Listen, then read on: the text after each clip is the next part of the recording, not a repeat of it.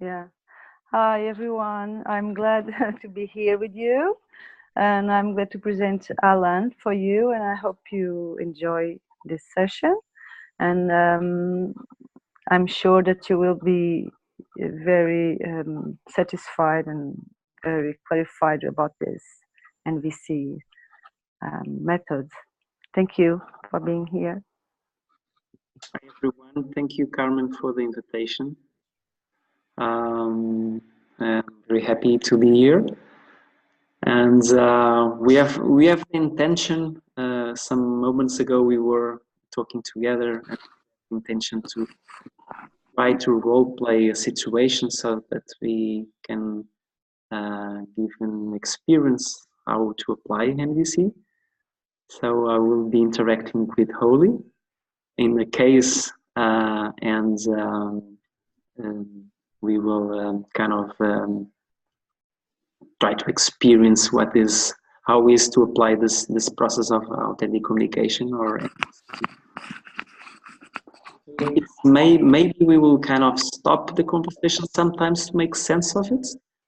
So we are really open to this. So, Holly, can you share a bit about the situation that you want to bring to us, please? Yes. So I have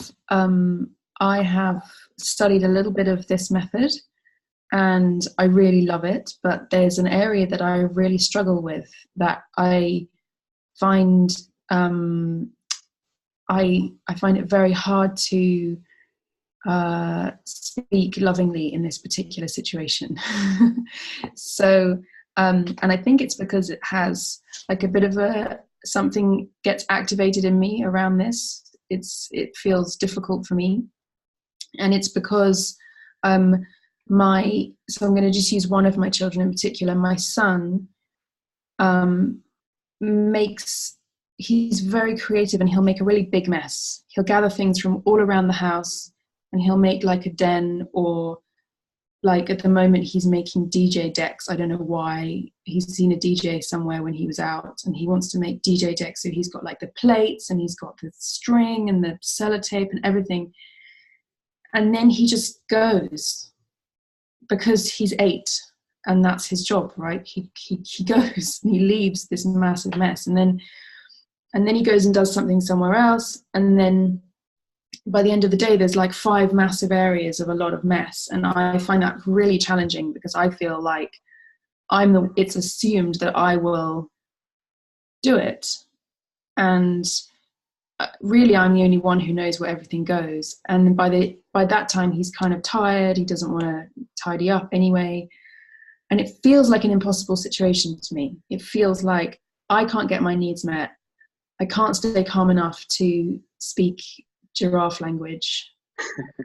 And I get really and I'm tired, and I get agitated, and I start saying things like, you never I make those statements like, you never tidy up after you've played. And then I try something like, what I need this or whatever. It just doesn't work. So I just wonder if we could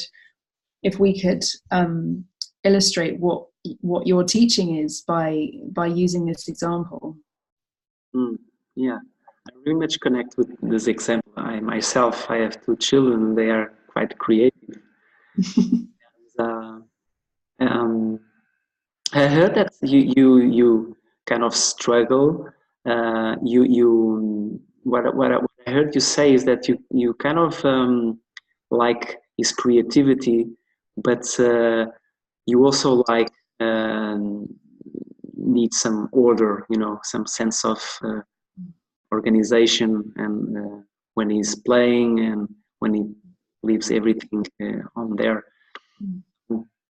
And with children typically, with some children, if they are small, it's kind of difficult to use the NVC, with them directly, because they are still small.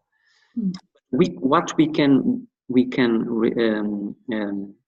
do for sure is it's kind of starting to have a different relation with ourselves when we see that situation. So one of the things we work on NVC, nonviolent communication, is this using the process of the 4 steps that basically are observing the situation without judgment, connecting with feelings, having awareness about what is the need beyond that is beyond that feeling, and then making requests. So it's simple in terms of that 4 steps. But with situations with kids, we what we can always do is kind of make this process for ourselves, which means we can enter in the process of self-empathizing with ourselves in relation to this thing that is happening.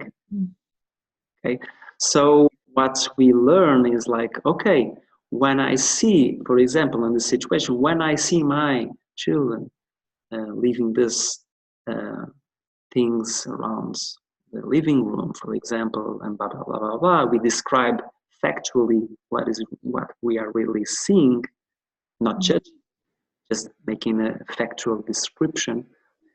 We connect with ourselves and we say, okay, when I see this, I have this feeling happening in my side, in myself. Maybe I feel, and I ask you, what is the feeling that arises when you observe what your son is doing in terms of the toys and the creativity? Can you connect with your feeling? Where is the feeling in your body? It's kind of in my tummy, and it feels a little bit angry and a little bit overwhelmed. But I don't know if overwhelmed is a feeling. But it's like a. It is. It's sort of like, Okay, yeah. So what we with NVC, what we do is really allow ourselves to connect with that feeling and welcome it, because in NVC we don't see positive feelings or negative feelings, just a feeling, So we welcome it without judgment, and we reconnect with that which is alive in us. So maybe we are feeling overwhelmed, maybe we are feeling tired. Okay, we connect with that, and more than that, we try to investigate what is beyond that feeling. What is the need that is met or not met? In this case, if you are feeling overwhelmed, maybe there is a need that is not met. Maybe you have the need of peace or order. So what's the need that you think it's beyond? That overwhelming feeling that you are experiencing. So, well, I actually think it's that I need support and collaboration in running our home. Okay. And so my overwhelm comes from feeling like I'm the one who knows where everything goes, and that I'm the one who takes responsibility. And so the need is like for more collaboration and more help from the other members of my family. Okay, so connecting with this feeling, we have this awareness about what is really missing there, in the sense what we would have wanting more that we are not experiencing. It's not that your children will meet that need necessarily. Exactly. It's more this space that you build inside yourself that really and kind of acknowledging that's okay, I'm feeling this, and if I explore a bit more that feeling, I have this need for what you shared. So just this possibility that we give ourselves to really listen to ourselves and to meet ourselves where we are in relation with the situation, it's what we really can do, for instance, in the situation with the kids. Because maybe if it's an adult, we can use more parts of the process. But one part of the process that we can really do all the time, even if we engage with some conversation with someone, is really making this process for ourselves, which I call self-empathizing with ourselves, or self, giving empathy for ourselves. Yeah, because it already helps me what you're saying, because as soon as I say that, as soon as I bring awareness to that, I realize that it has nothing to do with anyone else around me. Exactly. It's my internal state, of course, but it's just certain things make it hard for me to see that. So what you've already shared now just helps me remember that this is about actually my childhood. This is very activating, because of course it's my childhood, and I can totally see that that's what's going on. And so it's very healing even just to empathize with myself for a moment and honor my feelings and say, yeah, oh, that's understandable. That's really understandable. And it doesn't mean I'm a terrible mother, which is the jackal voice then comes in and judges me for having these feelings and for having this reaction. So already what you're bringing to this situation for me is compassion for myself, and I feel more gentle. Yeah. And of course, as we practice being mindful about what we are feeling and honoring that and accepting that and deepening that and finding needs that are met or not met, just this is, as you said, a very healing kind of way of being, because NVC is a process of 4 steps, but at the end it's more the consciousness, it's more being in a way present. What Marshall says, being connected to what is alive in us. When he says what is alive in us, he really means touching what is we are feeling, what we are needing in each given moment. And that's really powerful, because life is this continuous experiences where we are relating all the time with everyone, and all the time, actually, I think this is true to say, that we are experiencing different feelings and different needs. So this connection with that, this meeting that place in ourselves, just using the process for ourselves is already very powerful.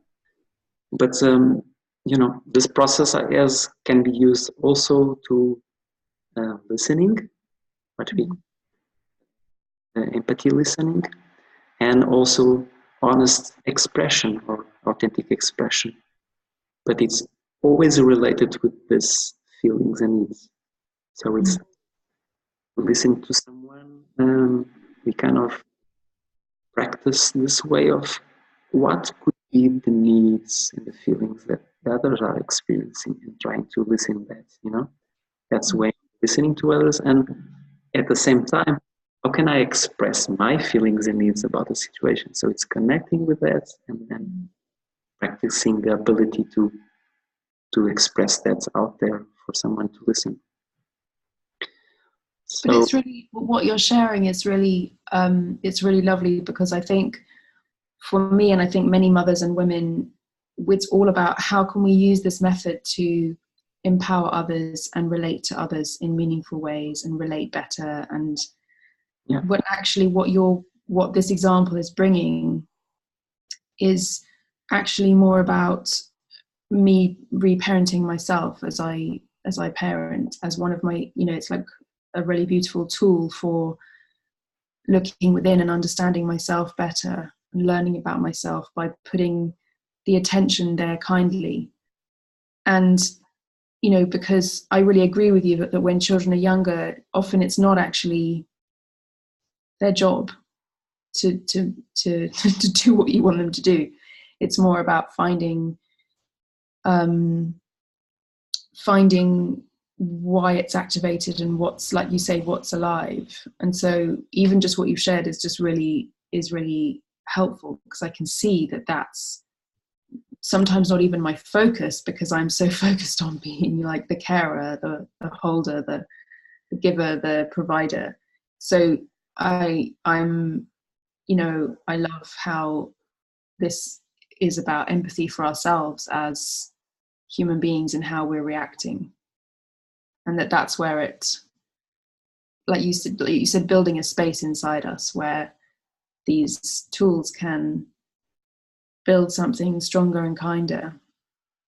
I'm just having a kind of realization that that's, you know, an aspect of NBC that is extremely helpful for especially the parenting journey, you know, because it's so activating all the time.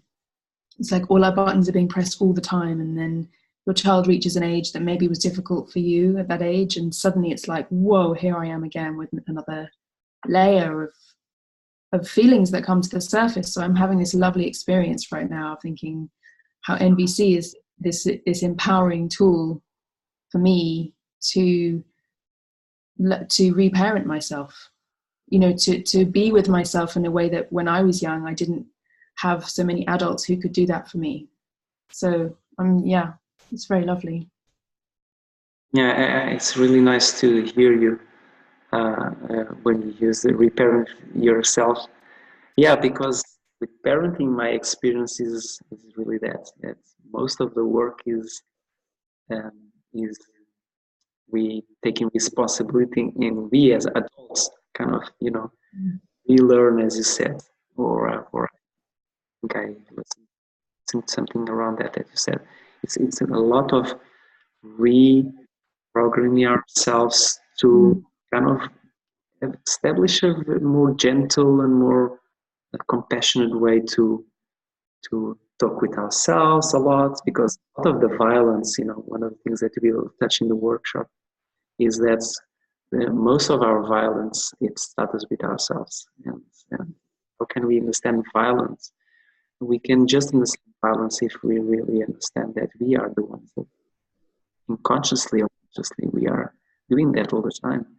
And you know, language that we use, it's completely full of those separation and those words that really separate us. And I think as human beings, what we really want is, you know, builds more capacity to understand ourselves and to bring more joy and more connection with everyone. And most, you know, of course, very important, our you know, our roles as mothers and brothers. And that's, yeah, if I really believe that if we can give nice living examples, it's not about, you know, sometimes people invite me to schools and I say they invite me to make some sharing for children. Most of the times for me it doesn't make so much sense, because I say it doesn't make so much sense to work with the children if first we don't work with the adults, because, you know, they learn by listening to the role models, you know, teachers. Actually, they already know this language, you know, because this is not really something new. You know, it's we got out of connection with the self because it's already here. As you said, our parents, maybe most of the time in our generations, we didn't have this. We were so lucky to experience, you know, having someone more conscious or more loving in terms of the relation. Sometimes we are listening feelings as manipulation, and now as adults we have this sense of, oh, maybe I cannot talk about my feelings, or because this is strange, because some feelings, if they are not really talking from the inside, they can have manipulative, you know, kind of agenda for that, you know, something like that. If you don't eat the soup, Papa will be sad, you know. So this really expressing from my side my feeling. I'm kind of trying to get somewhere, and I'm using a feeling. So one of the things that we will also work is now is really, how can I really take responsibility for my feelings? How can I really with my feelings? And because when I really express my feelings, people receive that with acceptance, because you are really talking about what is life. So yeah, there's a lot of kind of perspectives and kind of possibilities that we can kind of use this, and it's for myself. I'm facilitating this work for 8 years now, and it's I'm still in the process of learning. Of course, I think it never ends, but it's really very interesting to have this kind of tool for even if things don't work perfectly, in the situation, because we have lives, and lives are difficult, and we have a lot of things to do. Everyone has today. It's very interesting to have this trust that if I can enter in the mode of really wanting to connect, I can really make sense of another conversation later on, and kind of establish that connection. And, sometimes it happens in the morning. I have more. I'm rushing more, and some things happen. But at the end of the night, I know that okay, let's talk about that. What happened there for you? What was you feeling? And this interaction builds a lot of trust. It's nice possibilities for growing as a family, as human beings, in fact, because this is a journey of self-development for me. This is a process that gives me a lot of richness to between people, between relationships. Yeah, and then as we're speaking, I'm also realizing that, in a way, the articulation of my request is more about maybe scheduling some time with my husband or with my therapist to say, I think I need to get clear here that there's a request that lives in this super feelings too. And actually my request is that we have, that our system becomes more shared somehow, and I don't know what that is, but it feels like the request is also really important to get to, because that's what's kind of trying to come out, is something that I communicate. But rather than direct that at my son, which even when I use NVC language can turn quite jackally, because it's not at his developmental stage, so it's going to sound like it doesn't make sense to him. Do you know what I mean? And it's really tricky. Yeah, but it can work. It depends the way that we express and make this request.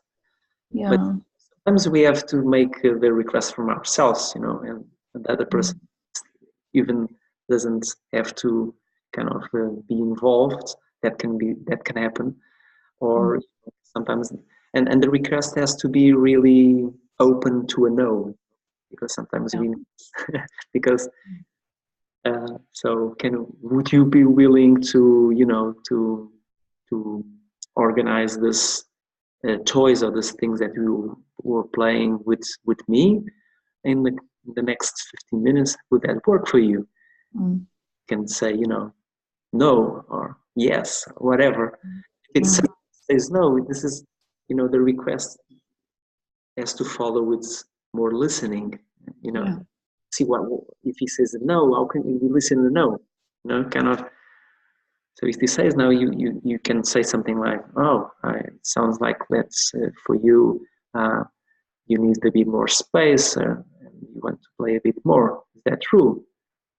and you kind of understand what is the feedback, you know. He says whatever he says, you know, you feel that, and you build from that, you know. So it's a dance, you know. It's not just making a request and kind of waiting for the things, and you know, because if you are not open to a no and kind of dancing with it and listening, Exactly. in a relationship, you know, it's not really a request. No, it's a demand. But also, I'm realizing that as we're speaking, I'm realizing that what I've done in the past that does work is that I'll say to him, I hadn't really thought of this as a request, but I think this is a request. As I say to him, how about if I help you? You know, will you do this with me? Like if I help you, does that feel better? And that always feels better for him. He feels like, it's interesting, he feels like it's not fair to do it on his own. It's like he doesn't feel like it's fair. So I'm realizing that we have kind of found our way to a compromise in some moments where I say, well, look, if you do that, I'll do this, and we'll do it together and we'll chat while we do it. Would that work for you? And usually he'll then say, yes, okay, I can do that. Yeah. Because it feels more manageable for him, you know. Yeah. With children, we have to be. What in my experience, what I most of the time observe is like, sometimes we have to be a bit more flexible and creative to kind of, because if we are stuck in doing in a certain way when we want, tends to get. So we lose a lot of opportunity because we don't meet our needs, and so not one part or another stays, you know, kind of in the good situation. So it helps a lot when we are a bit more flexible. But sometimes, you know, we really make a request and it works well. It depends a bit. Yeah.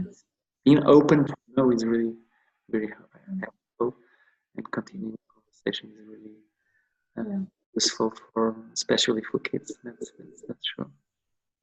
Well, Alan, thank you, because I feel like you've given me another aspect to look at, which I think I really need at the moment in my relationship with myself, which is just this honoring what I'm feeling, but also identifying what I'm feeling. So I'm grateful to you because you've met that need in me through this conversation this evening that is very well timed for me. So I'm grateful. I kind of got an answer to a question I didn't know I was asking, if that makes sense. So thank you. Yeah, thank you. Yeah, thank you so much for this. Yeah, what you're saying, you know, trusting our feelings it's really important, which is not so obvious. Reflect a bit, because we, for very soon age, when we were kids, we unfortunately have a lot of experience that made us kind of have a difficult relation with feelings. It's like we don't trust them because, you know, people tend not to validate them and recognize. So we kind of develop this relation with feelings that, can I trust my feelings? What are really feeling? So that's one of the things that we will also work, you know, have more clarity about what is the feeling. Is really feelings important because it gives the gifts of the needs, and that's really, this works. It makes us connect with our needs. That's fantastic, because when with needs, if we build this capacity to meet our needs and listen to the needs of others, it's really the way that we can connect and go to, you know, understanding. It's kind of common language, you know, because there is no conflict between needs, you know. Really, if we have a conflict, if we kind of go to a situation after the dialogue to have this awareness about that your need is love and my need is harmony, for instance, you know, there is no conflict about this. You need, you know, you need in a different space. Between right and wrong, there is a space. I will meet you there. So this is the space of the needs, and this connection is really the space that we can really feel more human and feel the humanness of others, you know. Totally. That's what I believe. And that's why I really continue to do this work, because I really believe on this work. It's really tremendously powerful and can really transform families, people, schools, organizations. Yeah.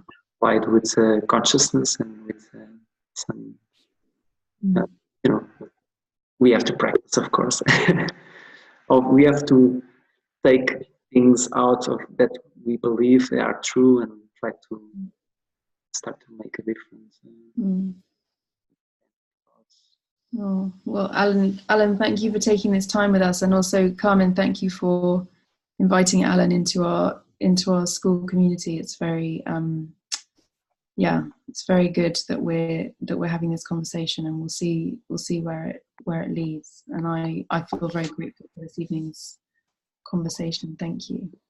Yeah, thank you, Holly, for being here, and thank you, Allan, for sharing your knowledge. It is very welcome in our community, and I hope everyone will be able to join us in that amazing weekend on May 25th and 26th of May. It will be very, very useful for our community and for all of us, particularly. Thank you, Joanna, for being here as well.